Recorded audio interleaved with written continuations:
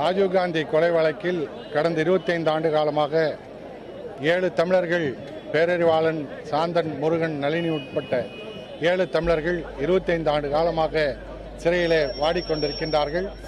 அவர்கள் மீது இருந்த மரண தண்டனை வழக்கு தண்டனை தமிழ்நாடு சட்டமன்றத்திலே தீர்மானம் நிறைவேற்றி தமிழக மக்களின் ஒட்டுமொத்த குரலின் பலனாக மரண தண்டனை ஆயுள் தண்டனையாக குறைக்கப்பட்டது. அதேபோல 25 ஆண்டு காலம் இருக்கக்கூடிய அவர்களையும் சிறையிலிருந்து மனிதாபிமானத்தோடு விடுதலை செய்யப்பட வேண்டும்.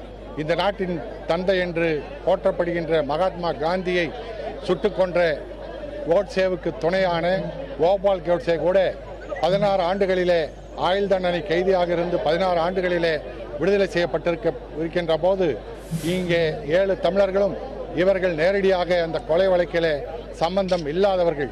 ஆகவே மனிதாபிமான முறையிலே அவர்கள் விடுதலை செய்யப்பட வேண்டும். அவர்கள் விடுதலைக்கு உடனடியாக தமிழக அரசு எப்படி மரண தண்டனைக்கு அவர்களிருந்து விடுவிக்க வேண்டும் என்று தீர்மானம் நிறைவேற்றினார்களோ அதுபோல ஆயுள் தண்டனை கைதியாக இருக்கக்கூடிய அவர்களையும் விடுதலை செய்வதற்கு தமிழக அரசு உடனடியாக மனிதாபிமானத்தோடு ஆவண செய்ய வேண்டும் என்பதை வலியுறுத்துகிறோம்.